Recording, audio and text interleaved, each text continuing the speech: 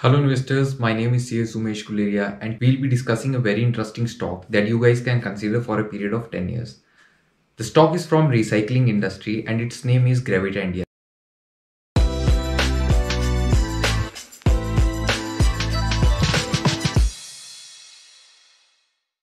Company का नाम तो हमने जान लिया, अब इसके बिजनेस मॉडल को समझते हैं।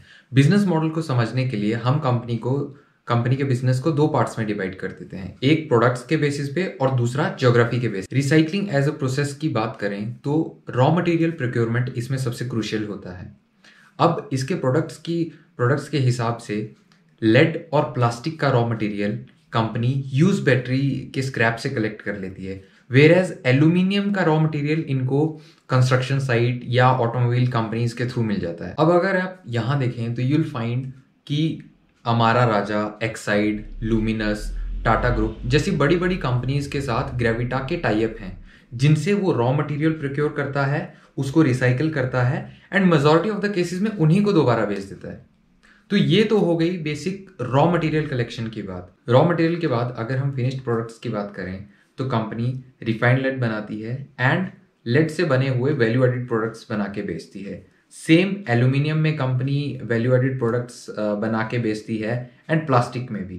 एंड नाउ यू आस्क कि what is the difference between normal products and value added products. So अगर मैं लेमन टर्म्स में एग्जांपल लूँ मिल्क दूध। मिल्क एक नॉर्मल आइटम है, बट चीज, पनीर, बटर या कर्ड ये उसके वैल्यू एडेड प्रोडक्ट्स हैं। सेम लॉजिक कंपनी के ग्रेविटा के केस में यूज होता है। वैल्यू एडेड प्रोडक्ट से कंपनी को थोड़े बेटर प्राइसेस मिलते हैं मार्केट में और एंड उनकी मार्जिन भी थोड़ी अच्छी होती है।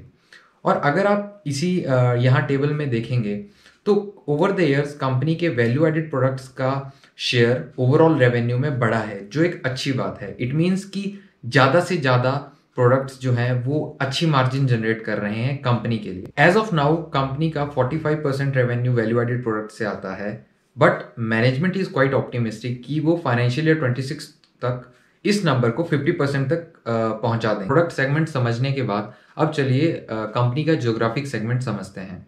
सो if you look at the picture you'll find कि कंपनी के प्लांट्स इंडिया में, श्रीलंका में, अफ्रीका में एंड सेंट्रल अमेरिका में हैं।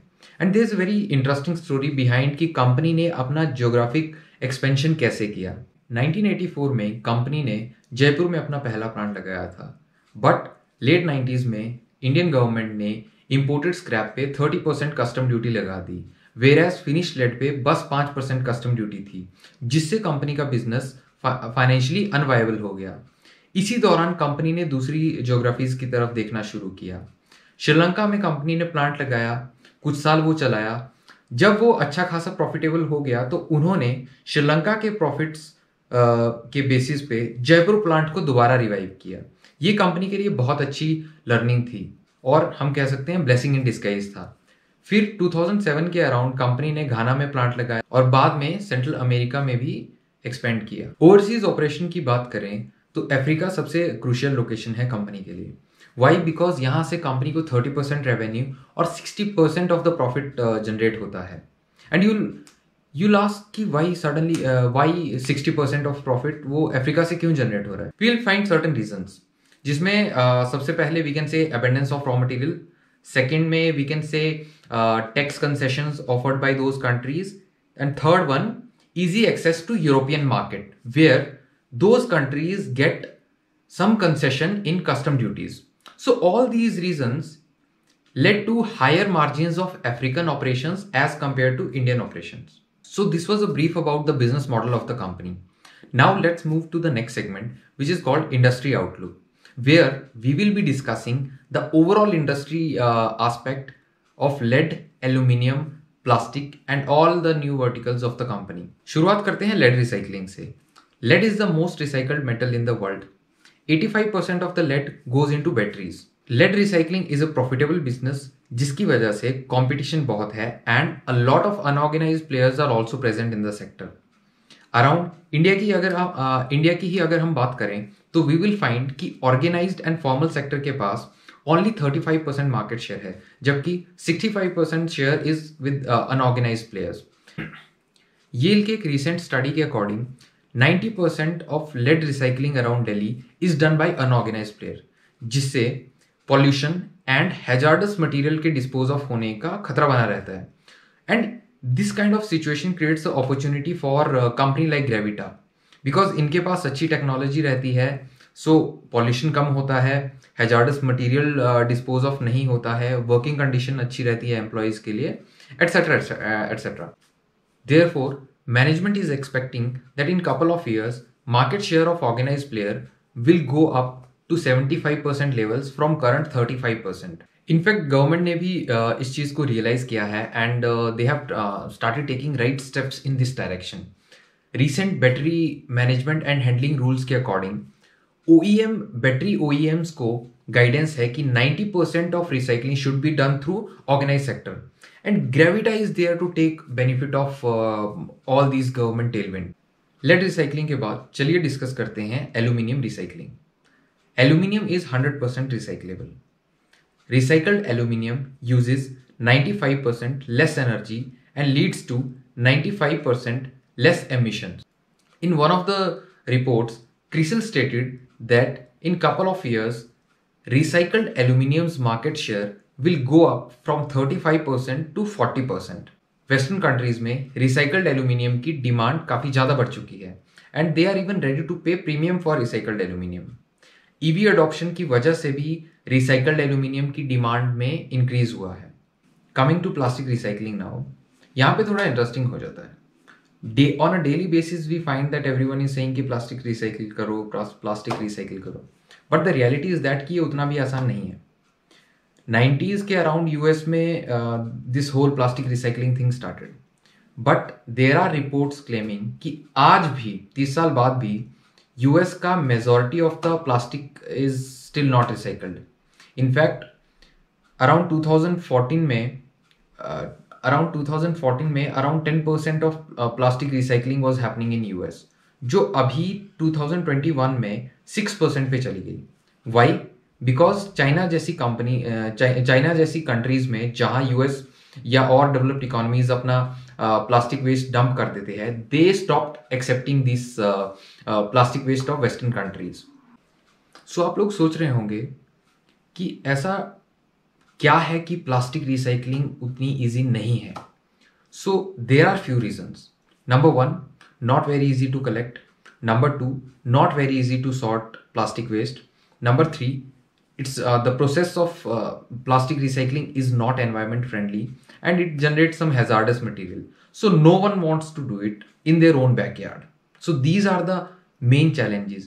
So if company like Gravita, who are having a proper technology to do this, if they are taking some initiative in this regard, they are doing really good. I mean, they are doing really good for the whole world. So the difficulty of this plastic recycling business makes it more attractive, because if others are not doing it and you have the right technology, right people, right processes, and you are willing to do it, people will pay money to you. So companies like Gravita will benefit from plastic recycling in the long run. ये तो हो गए company के existing business verticals, but as I told you earlier in the video, company is diversifying into new verticals जैसे कि copper recycling, rubber recycling and lithium ion batteries recycling. Copper recycling की बात करें तो EV adoption, renewable energy and infrastructure push, these are the main driving forces behind rising demand of copper. And limited availability and rising demand, तो ultimately recycling की जरूरत पड़ ही जाती है. Again Gravita will be a beneficiary of this. Natural rubber की बात करें तो if you just do a plane Google search या यूट्यूब पे आप सर्च करें natural rubber shortage in the world, you'll get these kind of results. So you can imagine कि जिस चीज़ की वर्ल्ड वाइड शॉर्टेज चल रही है उसकी रिसाइकलिंग की इंपॉर्टेंस कितनी ज़्यादा बढ़ जाती है. And again Gravita will be a beneficiary of this. Lithium ion batteries की बात करें तो company is diversifying into this, but अभी उसमें थोड़ा टाइम लगेगा. वाई? बिकॉज रिसाइकलिंग करने के लिए आपको स्क्रैप चाहिए, लिथियम आयन बैटरीज चाहिए रिसाइकिल करने के लिए. वो मार्केट में अभी उतनी अवेलेबल है ही नहीं. सो वी कैन से, और मैनेजमेंट इज एक्सपेक्टिंग कि lithium ion fully ramp up होने के लिए, मतलब you can say end of the decade तक अभी टाइम लग ही जाएगा एक तरह से. So these are the basically this was the whole summary of industry outlook of different verticals of the company. ये तो हो गया इंडस्ट्री आउटलुक। अब बात करते हैं कंपनी के प्रमोटर्स के बारे में। अग्रवाल फैमिली ने ये बिजनेस स्टार्ट किया था 1984 में एंड आज वो 73% स्टेक ओन करते हैं। गूगल सर्च में या इन जनरल हमें कंपनी के प्रोमोटर्स के बारे में कोई नेगेटिव न्यूज़ नहीं मिली। हाँ, recently Abu Dhabi investment authority ने कंपनी में 0.81% स्टेक लिया है, which is a very good thing. आप उनके बारे में गूगल भी कर सकते हो, अबू धाबी इन्वेस्टमेंट अथॉरिटी, काफ़ी बड़ा नाम है, तो you'll find details about it. और अगर ऑडिटर्स की बात करें तो ग्रैंट थॉर्नटन इसका स्टैट्यूटरी ऑडिटर है एंड केपीएमजी इनका इंटरनल ऑडिट करती है। दोनों ग्लोबल फर्म्स है, तो वी कैन एक्सपेक्ट कि टू सम एक्सटेंट फाइनेंशियल्स तो इनके क्लीन है ही है। सो अगर अभी तक के वीडियो को एनालाइज करें तो हमने कंपनी के बिजनेस मॉडल को समझा, इंडस्ट्री आउटलुक को समझा एंड देन प्रोमोटर्स के बारे में जाना। अब now let's move to historical financials of the company. So now if you look at the chart, you'll find company का revenue 26% CAGR and profit 34% CAGR पे ग्रो किया है over the last 5 years. Financial year 17 में company का revenue 650 crore था, जो कि financial year 22 में अराउंड 2200 करोड़ पहुंच चुका है। प्रॉफिट आज से 5 साल पहले तकरीबन 33 करोड़ था, जो कि आज 140 करोड़ पे पहुंच चुका है। सो यूल सी की सिग्निफिकेंट इंप्रूवमेंट देखी गई है हिस्टोरिकली कंपनी के नंबर्स में। And remember one thing, company ने throughout the last 1 decade हमेशा डिविडेंड डिस्ट्रीब्यूट किया है शेयर होल्डर्स को regularly. Now there is one thing, normally जब भी कोई आपको मेटल स्टॉक्स के बारे में बात करेगा दिल से कि इनके मार्जिन्स जो होते हैं वो फ्लक्चुएटिंग रहेंगे, but if you see the chart you'll find कि ग्रेविटा के नंबर्स फ्लक्चुएटिंग नहीं है, रेदर स्टेबल है। सो ऐसा ग्रेविटा क्या कर रहा है जो इसके कॉम्पिटिटर्स नहीं कर पा रहे या दूसरी कंपनीज नहीं कर पा रही हैं। सो कंपनी ने 2019 में अपने मार्जिन्स एक तरह से लॉक कर दिए इन द सेंस उन्होंने अपने सेल कॉन्ट्रैक्ट और इन्वेंट्री दोनों की हेजिंग करना शुरू कर दी, जिससे कि इनके मार्जिन स्टेबल रेंज में आ गए, 9 से 10% की रेंज में, which is a very good thing for a metal company. So stable और कंसिस्टेंट मार्जिन इन्वेस्टर्स को एक कंफर्ट प्रोवाइड करते हैं that you need not to worry that margins will fluctuate significantly इधर अपसाइड और downside from one quarter to another quarter or from 1 year to another year. So this makes the business model or the financial performance of the company very attractive.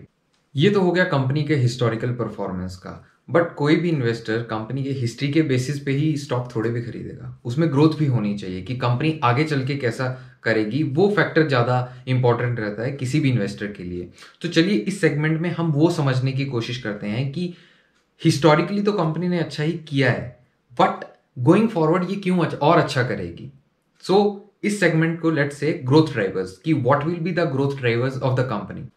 अगर आप company की investor presentation देखो तो you'll find ए slide called vision 2026, जिसके under you'll find कि company 2026 तक revenue CAGR 25% achieve करना चाहती है, return of capital employed 25% achieve करना चाहती है, वैल्यू एडिड प्रोडक्ट्स का शेयर 50% अचीव करना चाहती है, जो अभी 40-45% की रेंज में है, and then non lead products का शेयर जो अभी 15% है, उसको भी 25% मिनिमम लेकर जाना चाहती है। So these are the targets जो मैनेजमेंट फाइनेंशियल ईयर 26 तक अचीव करना चाहती है। इसके लिए कंपनी को वेरियस स्टेप्स लेने पड़ेंगे, जैसे कि कंपनी अभी कैपेक्स कर रही है, जिसकी डिटेल्स आपको यहाँ स्लाइड में दिख रही होंगी कि कंपनी अपनी कैपेसिटीज बढ़ा रही है एग्जिस्टिंग वर्टिकल्स की एज वेल एज जो न्यू वर्टिकल्स हैं उनकी। मैनेजमेंट ने ये विजन 2026 सेट तो कर दिया है, बट इसको अचीव करने के क्या फैक्टर्स रहेंगे या कैसे वो इसे अचीव करते हैं, आइए उसके बारे में समझते हैं। तो कोई भी कंपनी का ग्रो करने के लिए 2 फैक्टर्स मेनली इंपॉर्टेंट होते हैं, टॉप लाइन में ग्रोथ एंड बॉटम लाइन में ग्रोथ। टॉप लाइन की बात करें तो कंपनी जो है वो कैपेसिटी एक्सपेंशन कर रही है अपनी एग्जिस्टिंग वर्टिकल्स में एज वेल एज अपने न्यू वर्टिकल्स में। अगर हम रीसेंट कॉन कॉल सुने तो कंपनी ने एग्जिस्टिंग वर्टिकल्स के लिए गाइड किया है कि वो around 80 crore per annum spend करने वाले हैं अगले 3-4 साल तक एग्जिस्टिंग वर्टिकल्स की कैपेसिटी बढ़ाने के लिए। वेयर एज जो न्यू वर्टिकल हैं, कॉपर हो गया, रबर हो गया, लिथियम आयन बैटरीज वगैरह, उसमें मैनेजमेंट इज एक्सपेक्टिंग कि अराउंड 250 करोड़ का केपेक्स होगा ओवर द नेक्स्ट 3-4 ईयर्स। इससे हमारा इम्पैक्ट पड़ेगा डायरेक्टली हमारी टॉप लाइन पे, दैट इज सेल्स पे, जिससे कि 25% CAGR जो टारगेट सेट किया है वो अचीव करने में हेल्प होगी। अब 25% CAGR अगर मैं लेमन टर्म्स में आपको बताऊं तो दैट मीन्स कि हर साल हम 25% ग्रोथ अचीव करेंगे 2026 तक। अभी फाइनेंशियल ईयर 22 का रेवेन्यू है 2200 crore. At 25% CAGR by financial year 26 the revenue will be 5400 crores, double से भी ज्यादा। So that is the kind of target the management has set. अब बात करते हैं प्रॉफिटेबिलिटी की या बॉटम लाइन की, वो कैसे इंप्रूव होगी या उसके टारगेट्स जो कंपनी ने सेट किए हैं वो कैसे अचीव होंगे। सो अगर हम देखें इसके लिए कंपनी वैल्यू एडेड प्रोडक्ट्स जो अभी अराउंड 40% कंट्रीब्यूट करते हैं रेवेन्यू का, उसको बढ़ाना चाहती है 50% तक। अगेन इसका इंपैक्ट एबिडा मार्जिन पे दिखेगा। नंबर 2, नॉन लेड बिजनेस जो कि बेटर मार्जिन प्रोवाइड करता है एज कंपेयर टू लेड, वो अभी 15% है ओवरऑल रेवेन्यू का, उसको कंपनी लेके जाना चाहती है 25%। Again improvement in EBITDA margin. फिर आ जाता है वर्किंग कैपिटल पे। So if you see Indian operations जो कंपनी के हैं वो अभी भी 50% रॉ मटेरियल जो है वो बाहर से इंपोर्ट करके ला रहे हैं, जिससे हमारी वर्किंग कैपिटल पे असर पड़ता है। अब करंटली मैनेजमेंट ने गाइड किया है कि उनके नेट वर्किंग कैपिटल डेज हैं अराउंड 80-85, जिसको वो 65 तक लेके जाना चाहते हैं। अगेन वर्किंग कैपिटल रिड्यूस होने की वजह से इंपैक्ट कहां पड़ेगा, हमारी प्रॉफिटेबिलिटी पे। So all these factors combined together ये हमारा विजन 2026 जो मैनेजमेंट ने गाइड किया है उसकी तरफ ग्रेविटा को लेकर जाएंगे।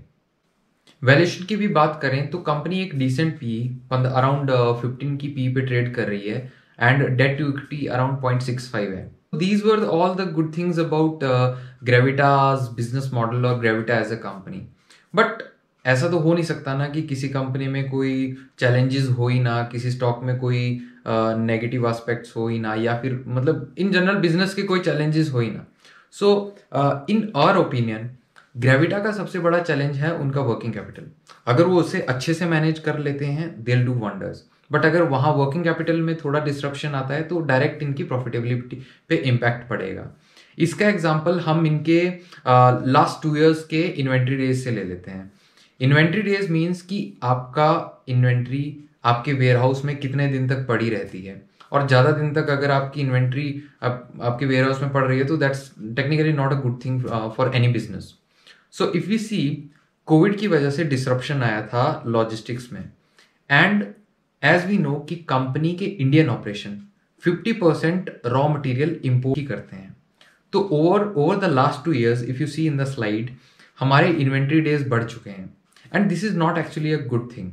वाई? बिकॉज नॉर्मली क्या होता है कि अगर आपका वर्किंग कैपिटल मतलब बढ़ा हुआ हो तो आपको अपनी शॉर्ट टर्म फाइनेंसिंग रिक्वायरमेंट के लिए लोन लेना पड़ता है बैंक से, उससे फिर इंटरेस्ट आउट पे होता है और अगेन आपका प्रॉफिट कम, अल्टीमेटली आपके प्रॉफिट नंबर्स कम हो जाते हैं।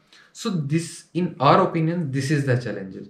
ऑल्दो जैसा हमने पिछले पॉइंट में डिस्कस किया कि management is targeting to reduce these working capital days numbers, but let's see what happens. And if you like this video, please do like, share and subscribe, and do check out our small case also. We are available over there, and any suggestion do reach out to us. We will be happy to help you out with any of your portfolio queries at any time. Thank you.